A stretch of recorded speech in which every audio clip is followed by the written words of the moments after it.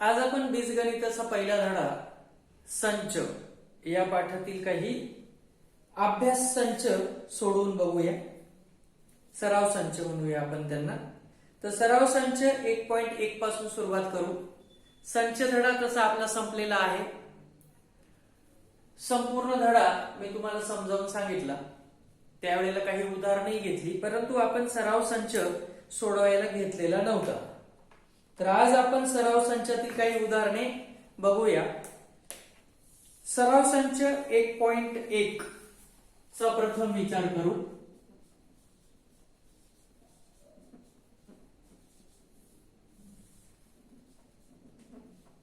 सराव संच 1.1 मध्ये पहिला प्रश्न असा आहे की पुढील संच यादी पद्धतीने लिहा. पुढील संच यादी पद्धतीने लिहा.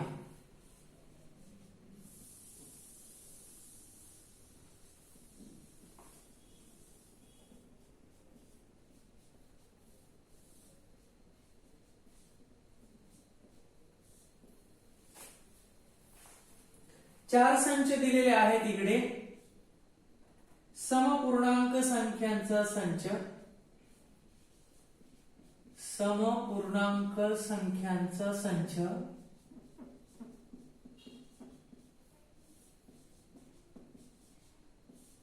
या ठिकाणी मी उत्तराला लगेच जागा सोडतो. 1 ते 50 मधील सममूळ संख्यांचा संच. 1 ते 50 मधील सम ह्या शब्दावर जोर दिलाय, मी अंडरलाईन पण केली. सममूळ संख्यांचा संच.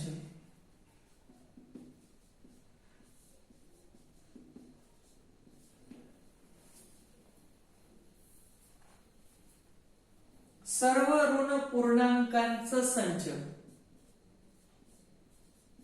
सर्व ऋण पूर्णांकांचा संच.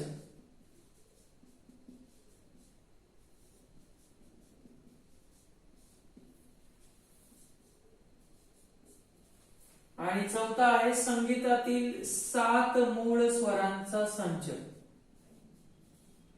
संगीतातील मूळ 7 स्वरांचा संच.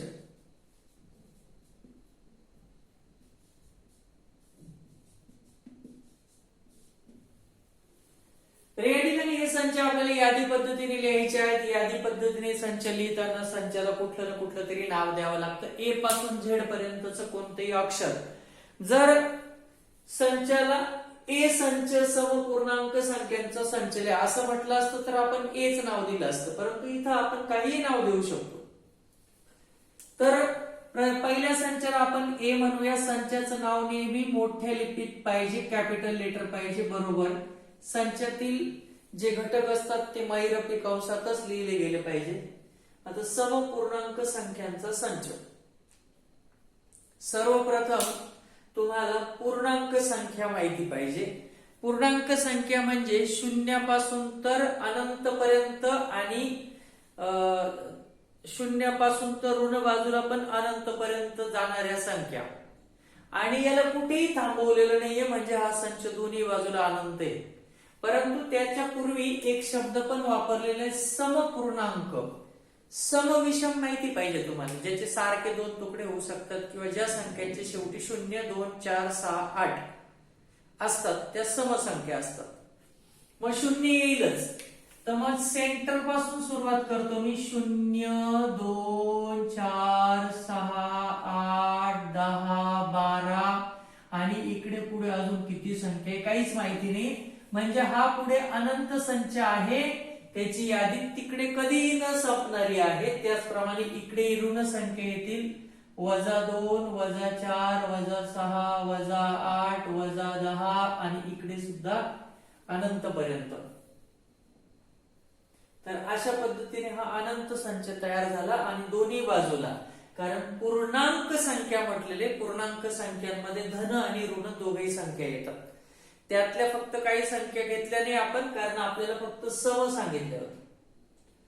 पुढचा संचला मी बी म्हणतो. बी बरोबर पुन्हा महिरपी कंसात 1 ते 50. तुम्हाला वाटेल की सर 1 ते 50 मधल्या संख्या शोधायचे, परंतु मूळ संख्याच घ्यायची आहे. आता मूळ संख्या पण बऱ्याच आहे 1 ते 50 मध्ये.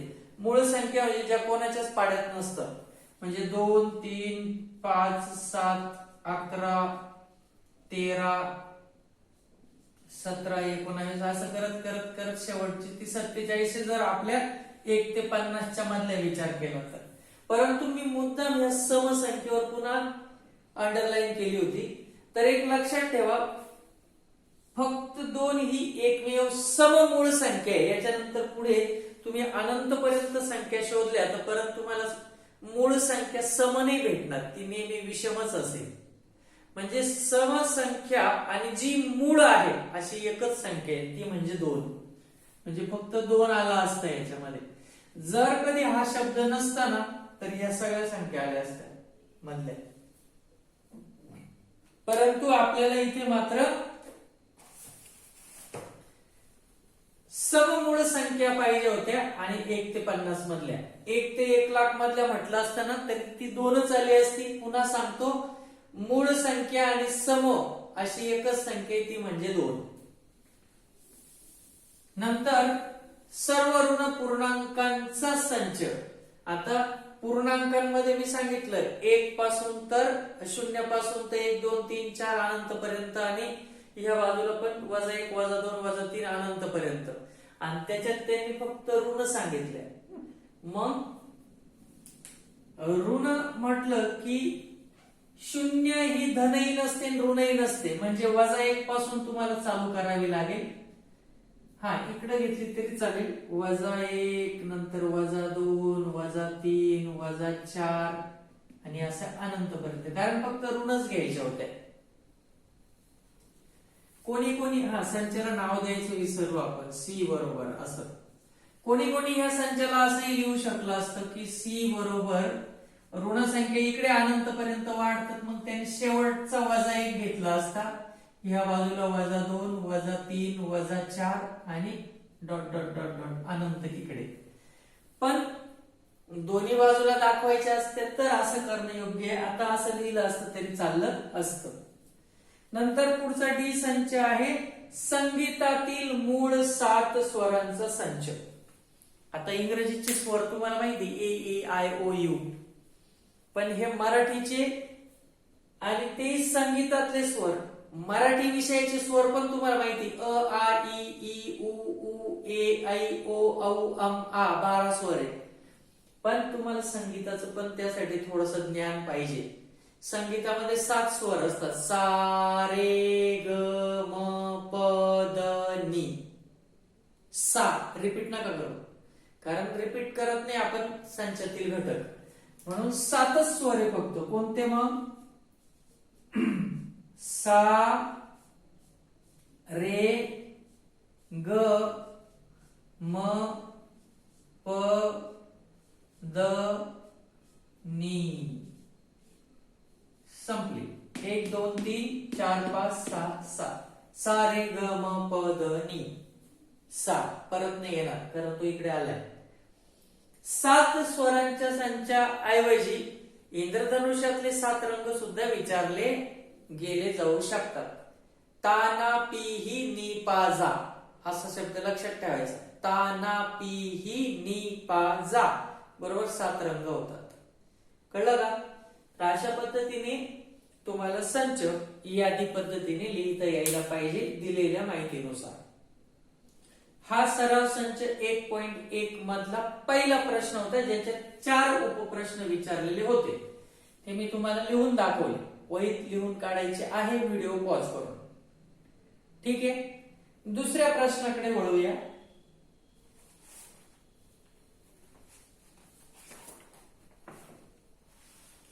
खालील चिन्हात दिलेली विधाने शब्दात लिहा. सराव संच 1.1 मधील दुसरा प्रश्न विचारलाय.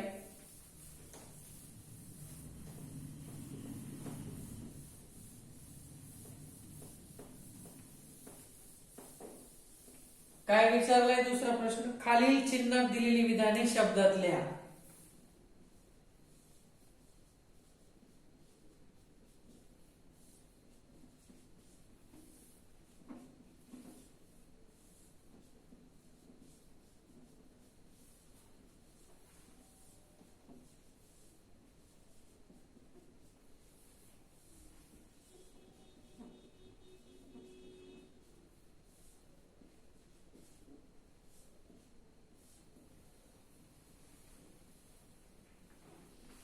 चार छेद तीन, 4/3 आणि हे चिन्ह आहे असं ई सारखं दिसणार क्यू. आता याला शब्दात लिहायचे, या विधानाला गणिती भाषेत असलेल्याला -2, परत तेच चिन्ह मात्र त्याला आडवी दांडी मारलेली आहे n,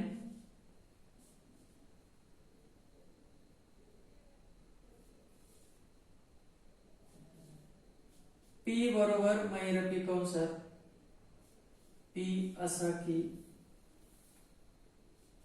पी ही विषम संख्या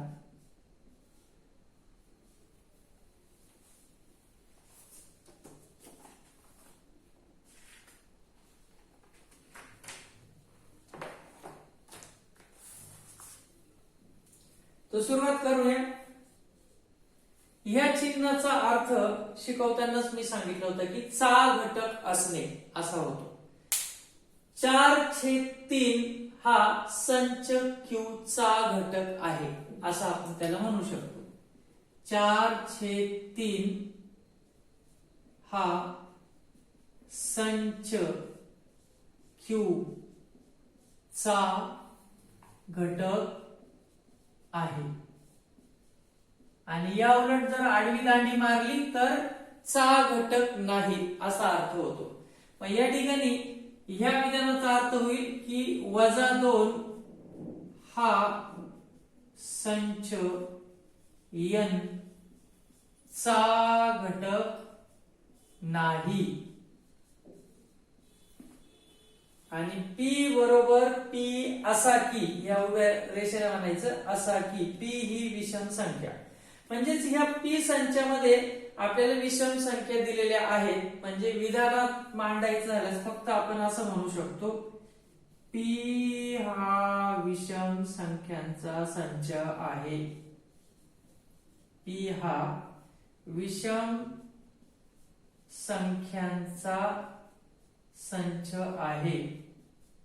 अनंत संच येतो कारण तो कुठे थांबतोय असं काही दिलेलं नाही. पी हा विषम संख्यांचा संच संपला.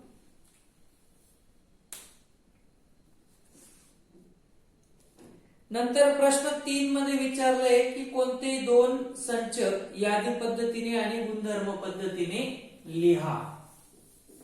कोणतेही दोन संच यादी पद्धतीने आणि गुणधर्म पद्धतीने लिहा. म्हणजेच दोन संच लिहायचे, परंतु ते संच एकदा यादी पद्धतीने आणि एकदा गुणधर्म पद्धतीने लिहायचे आहे. तिसरा उपप्रश्न आहे,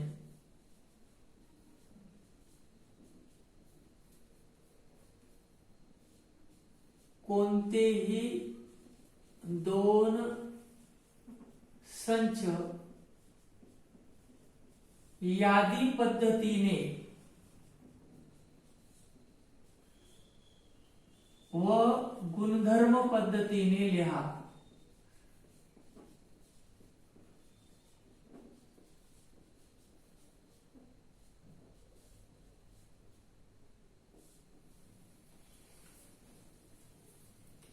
समजा मी ए संच लिहितो, AEIOU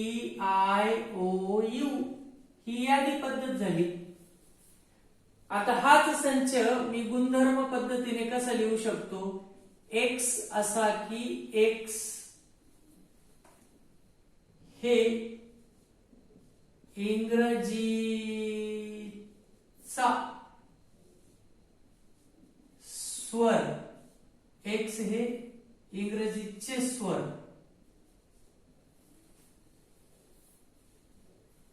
A E I O you हे इंग्रजी मधले स्वर आहे. मग आपण यादी पद्धतीने डायरेक्ट यादी करतो, परंतु गुणधर्म पद्धतीने तोच संच कसा लिहूया आपण, यांच्यासाठी आपण काहीतरी एक अक्षर घेऊ आणि ते अक्षर असं सांगूया, त्याच्यासाठी असा गुणधर्म लिहूया की तो गुणधर्म ह्या प्रत्येक घटकासाठी सत्य असला पाहिजे. तर एक्स असा की एक्स हे इंग्रजीचं स्वर आहे. मग ए इंग्रजीचा स्वर आहे का, हो. ई आहे का, हो. आय हो. ओ हो. यू हो. पी नाहीये, म्हणून ते संचामध्ये नाहीच आहे. एम नाहीये. म्हणजेच या ठिकाणी या पद्धतीने लिहिला तरी हेच तयार होईल आणि या पद्धतीने लिहिला तरी गुणधर्माने हा तयार होईल. दुसरं उदाहरण लिहूया. आपले दोन दोन उदाहरण सांगायला लावले होते. बी मध्ये मी बीच संच घेतो. बी बरोबर 3 6 9 12 15. आता याकडे पाहिल्यावर तुमच्या असं लक्षात येईल की 3 6 9 12 15 ह्या एक तर धनसंख्या आहेत, म्हणजे त्याला आपण नैसर्गिक संख्या म्हणू शकतो. शिवाय ते अंक तुम्हाला कसे वाटतात, 3च्या पाड्यातले, म्हणजे 3च्या पटीतील. परंतु 3च्या पटीमध्ये पुढे पण संख्या आहे, म्हणजे कुठेतरी ते थांबले. कुठं थांबले, 15 पाशी येऊन थांबले. म्हणजे तुम्हाला जर ह्या संचाचा गुणधर्म पद्धतीने संच लिहायचा असेल तर काय काय करावं लागेल. पहिली गोष्ट, यांच्यासाठी काहीतरी एक अक्षर घ्यावं लागेल, जसं की एक्स असा की. आता ह्या एक्स म्हणजे काय, सगळ्या नैसर्गिक संख्या आहे, म्हणजे तुम्हाला लिहावं लागेल एक्स हा यांचा घटक आहे, चा घटक असणे. मग एक्स ही नैसर्गिक संख्या हे सांकेतिक भाषेत, गणिती भाषेत आपण असं लिहितो, एक्स एन चा घटक आहे, हे चिन्ह चा घटकचं आहे. शिवाय एक्स 3ची पट आहे, 3ची पट आहे. पण तेवढं सांगून पण उपयोग नाहीये. 3ची पट पुढे पण असते, तुम्हाला 15 पर्यंतच थांबायचंय. म्हणजे तुम्ही असं म्हणाल एक्स ची किंमत 15 पेक्षा लहान किंवा 15 इतकी, 15 पेक्षा लहान किंवा 15 इतकी आहे, आणि मग हा संच इथे संपेल. तर अशा पद्धतीने तुम्ही कोणतेही दोन संच यादी पद्धतीने आणि गुणधर्म पद्धतीने इथे लिहायचे होते. तर इथे हा तर सोपा होता, परंतु याच्यामध्ये बघा किती आपल्याला अटी टाकाव्या लागल्या. एक तर ती नैसर्गिक संख्या हे सांगावं लागेल, नंतर तो एक्स 3ची पट आहे हे सांगावं लागेल, आणि तो संच कुठेतरी थांबलाय त्याचा पण आपल्याला उल्लेख करावा लागेल, म्हणजे त्यासाठी पण एक अट टाकावी लागेल. पुढचा प्रश्न आहे, खालील संच यादी पद्धतीने लिहा. खालील संच यादी पद्धतीने लिहा.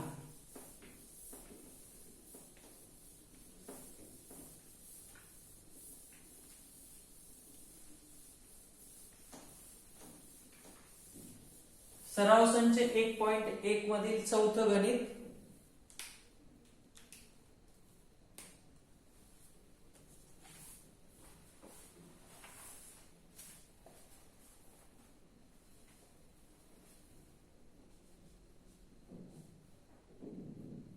खालील संच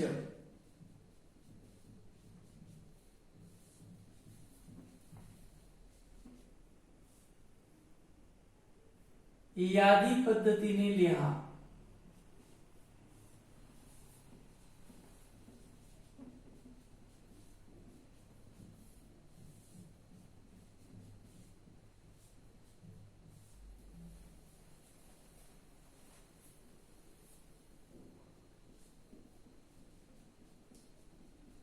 भारतीय सौर वर्षातील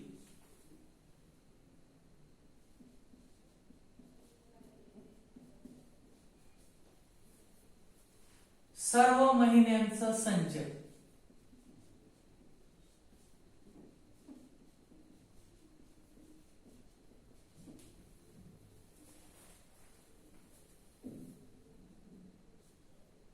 कॉम्प्लिमेंट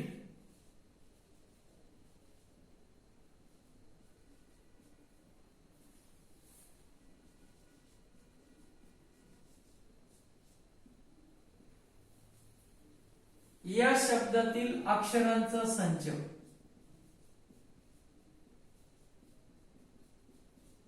या शब्दातील अक्षरांचा संच.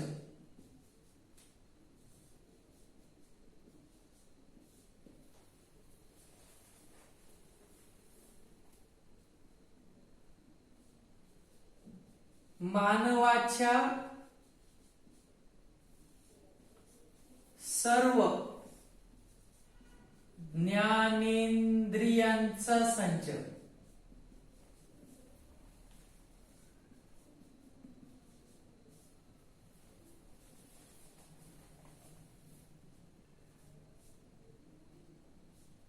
एक ते 20 मधील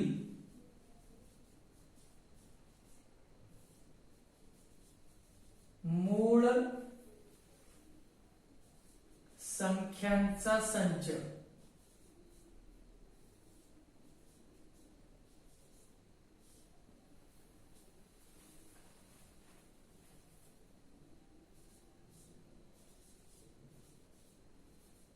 पृथ्वीवरील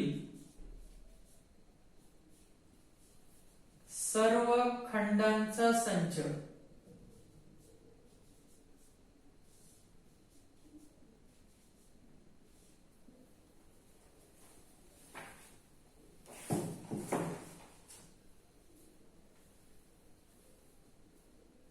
बघा, भारतीय सौर वर्षातील सर्व महिन्यांचा संच.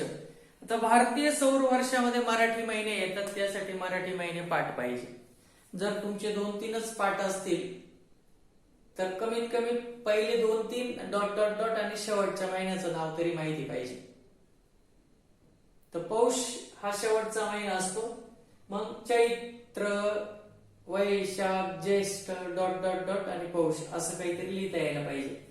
आपण आठवतात की नाही बघू 12 महिने, कारण जनरली मराठी महिने फार कमी लोकांना माहिती असतात. भारतीय सौर वर्षातील सर्व महिन्यांचा संच, याला मी वाय म्हणतो वर्षातील महिने म्हणून. तर चैत्र, वैशाख,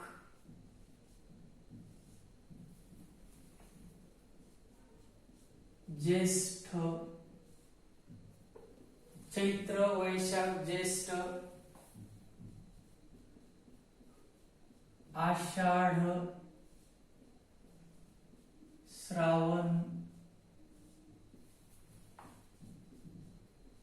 अश्विन, कार्तिक,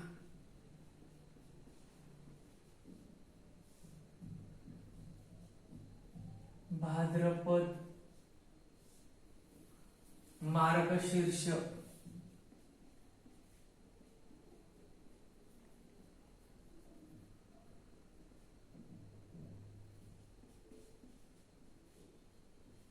किती झाले? 1 2 3 4 5 6 7 8 9 10 11 12. चैत्र, वैशाख, ज्येष्ठ, आषाढ, श्रावण, अश्विन, कार्तिक, भाद्रपद, मार्गशीर्ष, माघ, फाल्गुन,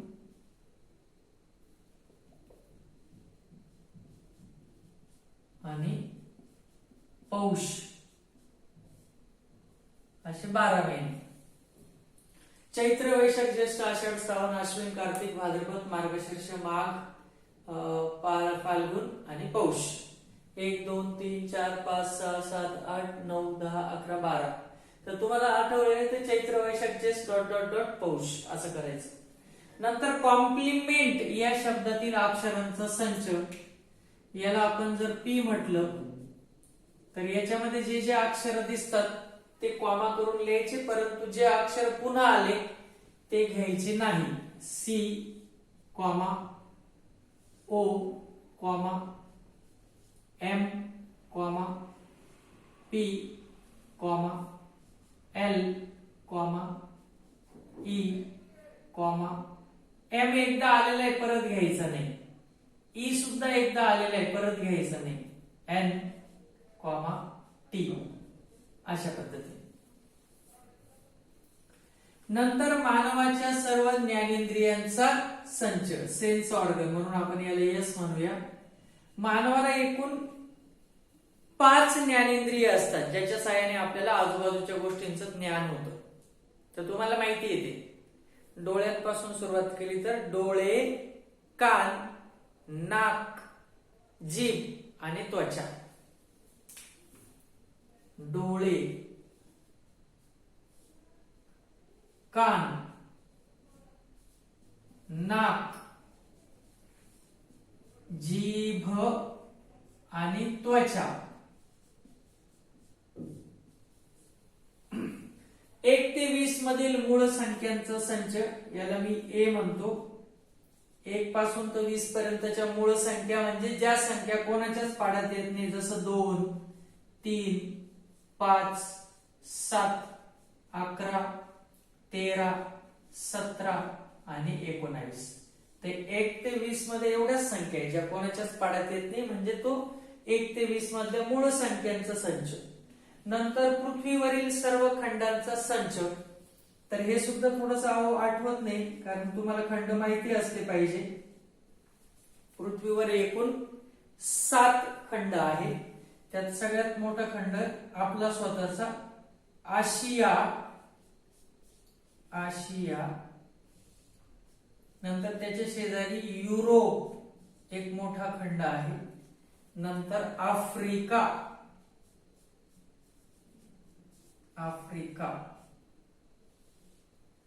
आणि आशिया, युरोप, आफ्रिका. नंतर अमेरिकेच्या नावाने 2 खंडे, उत्तर अमेरिका आणि दक्षिण अमेरिका.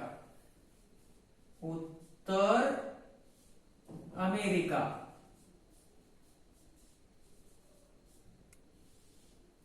नंतर दक्षिण अमेरिका.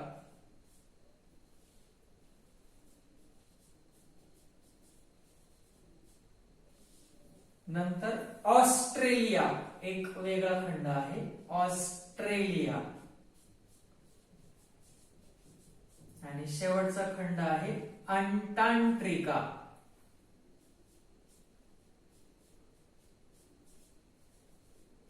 अंटार्क्टिका.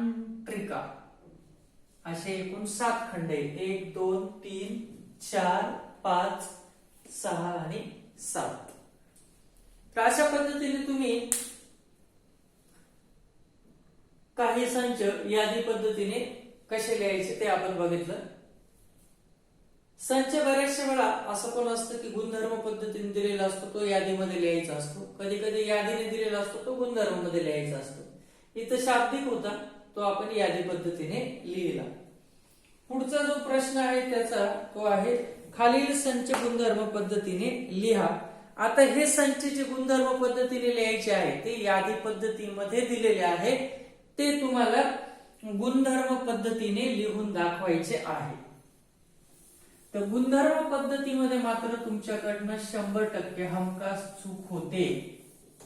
गुणधर्म पद्धतीने संच तुम्हाला लिहिता येत नाही. त्यासाठी अट कशी टाकायची, कशा पद्धतीने संच थांबला पाहिजे किंवा नसेल थांबला तर मग त्याला थांबवायची पण गरज नाही, हे ओळखता यायला पाहिजे.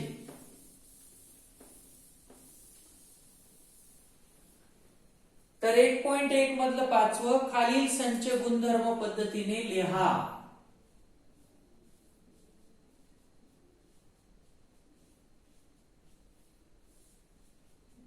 खालील संच गुणधर्म पद्धतीने लिहा.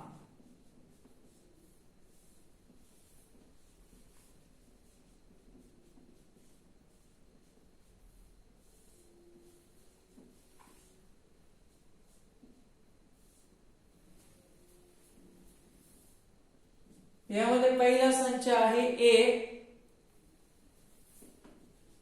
बरोबर 1, 4, 9, 16, 25, 36, 49, 64, 81, 100. याला तुम्हाला गुणधर्म पद्धतीने लिहायचं आहे. बी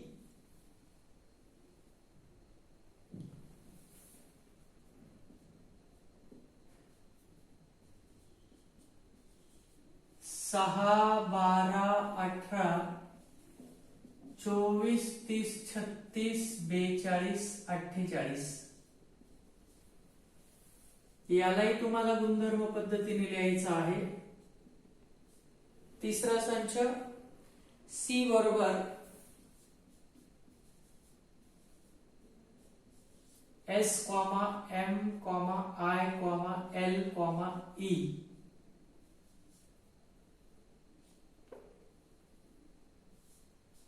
गुणधर्म पद्धतीने लिहायचा आहे. पुढचा डी संच आहे.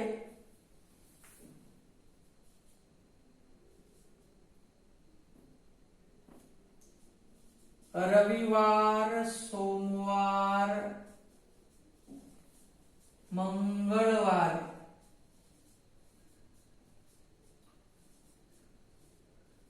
बुधवार, गुरुवार,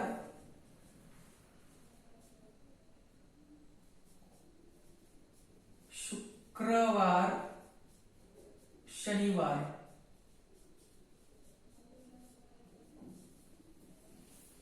नंतर हा सुद्धा संच तुम्हाला गुणधर्म पद्धतीने लिहायचा. आणि शेवटचा आहे ई बरोबर A, E, T, AAT.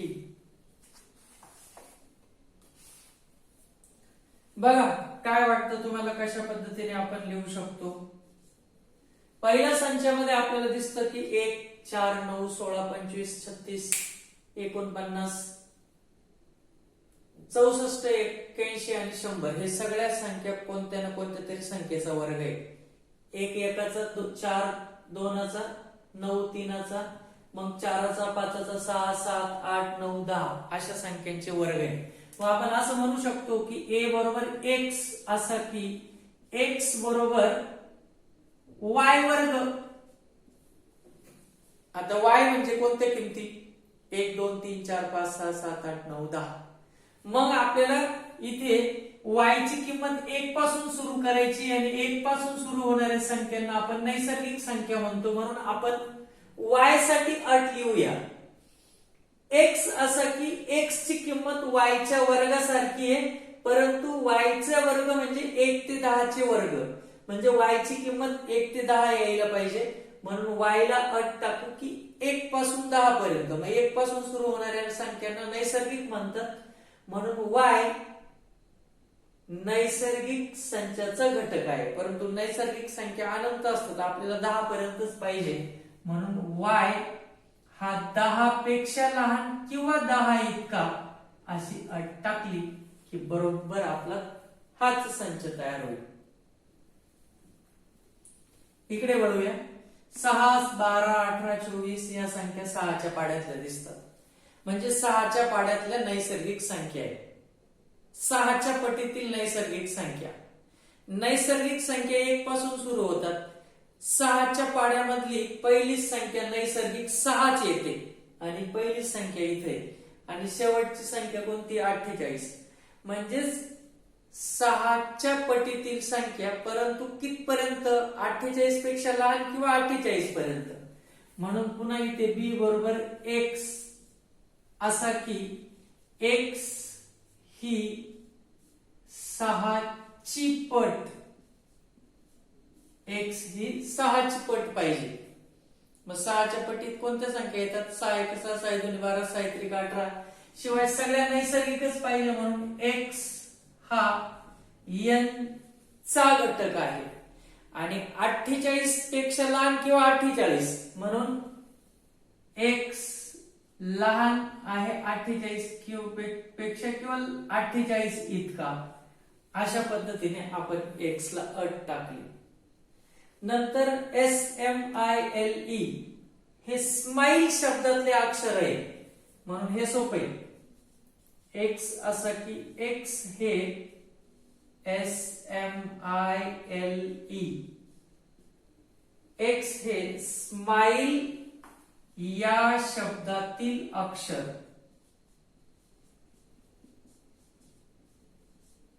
x हे स्माइल या शब्दातील अक्षर आहे. नंतर रविवार, सोमवार, मंगळवार, बुधवार, गुरुवार, शुक्रवार, शनिवार हे आठवड्यातले वार आहे. म्हणून तुम्ही त्यालाही तसं लिहू शकता. डी बरोबर एक्स असा की एक्स हा आठवड्यातील वार, आठवड्यातील वार संपला. मग आठवड्यातील वार कोणता येतो? रविवार येतो, सोमवार येतो, मंगळवार येतो, बुधवार येतो, गुरुवार येतो, शुक्रवार येतो, शनिवार येतो. जानेवारी येईल का? नाही, तो तर महिना आहे. तर या ठिकाणी हा नियम आपल्याला सांगतो की तुम्ही रविवार, सोमवार, मंगळवार, बुधवार, गुरुवार, शुक्रवार, शनिवार व्यतिरिक्त दुसरं काही घेऊ शकत नाही. कारण एक्स ची किंमत आठवड्यातला वार असला पाहिजे. आठवड्यामध्ये एवढे 7च वार असतात. नंतर एईटी, एईटी क्रमाने काही अक्षराचा शब्द तयार नाही होत. परंतु जर आपण याला टीईए या शब्दातील अक्षर म्हटलं तर चालू शकतं. कारण टीईए लिहिताना आपण कसं लिहिलं असतं? टी कॉमा ई कॉमा ए. परंतु संच लिहिताना आपण संचातील घटक कोणत्याही क्रमाने सुद्धा लिहू शकतो. म्हणून ते लिहिताना असे सुद्धा आले असते ए कॉमा ई कॉमा टी. मग ते टी शब्दातले अक्षर असू शकतात किंवा एट, एट खाणे, खाल्ले या शब्दातले पण अक्षर होऊ शकतात. मग एट शब्द घेऊ शकतात किंवा टी शब्द घेऊ शकतात तुम्ही. ओके. मग कसं येईल? ई बरोबर एक्स असा की एक्स हे